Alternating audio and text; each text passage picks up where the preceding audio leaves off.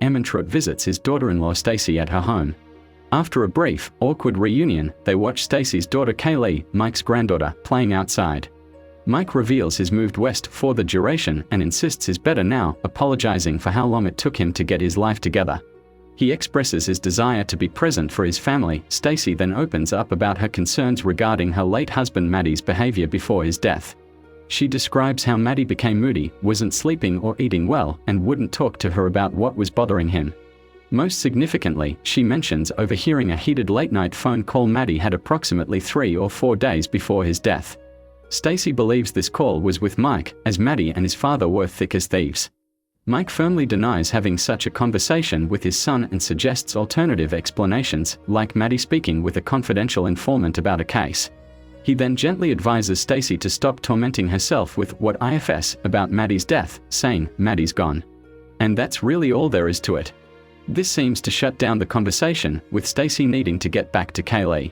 Despite Mike's offer to help with childcare, Stacy leaves him with a cold "see you around," suggesting tension remains between them. The scene shifts to Mike in a cab, giving a destination of Francisco. The driver asks if Mike knows the town well. We then see Mike at what appears to be a veterinarian's office, getting a wound stitched up. The vet notices that Mike has previously tried to sew the wound himself. As the vet works on his injury, he makes small talk, asking if there's a story behind the wound. Mike remains characteristically tight-lipped. The vet completes the stitches, charging Mike $500 for the treatment. He offers pain medication, suggesting something a little less human-centric, at a discounted price, but Mike refuses, saying he's an aspirin man. The vet gives him a couple of pills anyway, in case you change your mind. The vet then probes whether Mike is new to town and if he's staying. When Mike questions why he's asking, the vet implies he has connections who could offer Mike work, suggesting criminal opportunities. Mike firmly declines, stating, "I am not looking for that kind of work." The vet's demeanor shifts slightly, commenting that they could have been friendly. This scene establishes Mike as someone with possible connections to the criminal world and introduces a character who could serve as a gateway to that world. Mike is being questioned by 2 detectives from Philadelphia. He repeatedly demands a lawyer, responding with only that single word despite their attempts to appeal to his former status as a fellow police officer. Eventually, lawyer James McGill arrives, dressed in a flashy suit that Mike compares to Matlock. Before the detectives enter, Mike asks McGill to spill coffee on one of them when he puts his notebook in his jacket.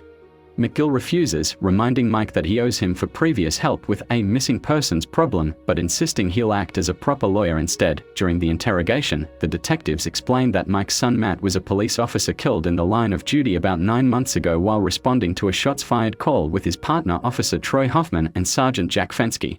3 months after Matt's death, Hoffman and Fensky were also killed, ambushed in a vacant lot in Nicetown. The detectives suspect that Hoffman and Fensky were involved in bad business that may have gotten Matt killed, and they are hoping Mike can provide information. Mike claims minimal knowledge about Hoffman and Fensky, though he admits seeing them at a bar, probably McClear's, the night they died. The detectives note that Mike left Philadelphia for Albuquerque the very next day and didn't return for their funerals. When pressed, Mike maintains he has nothing useful to offer. After the detectives leave, McGill accidentally on purpose spills coffee on one of them, creating a distraction during which Mike steals a page from the detective's notebook.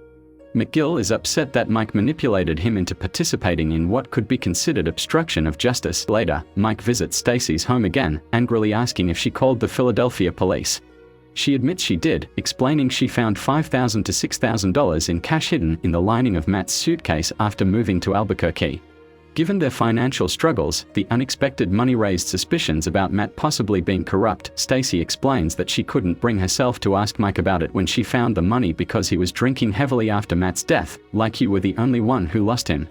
She insists she doesn't care whether Matt was dirty or clean, she just wants whoever killed him to face justice. Mike becomes increasingly agitated as Stacy presses him about the late-night phone call she overheard.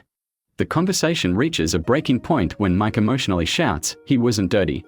Goddamn you get that through your head. My son wasn't dirty."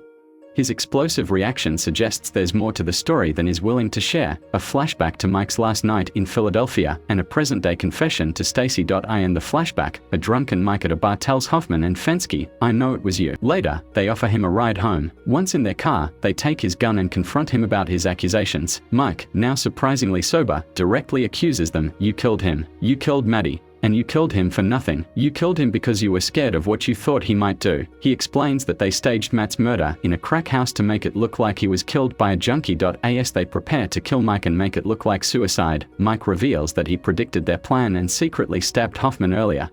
He then shoots both officers with a gun he had hidden. In the present, Mike confesses the full truth to Stacy.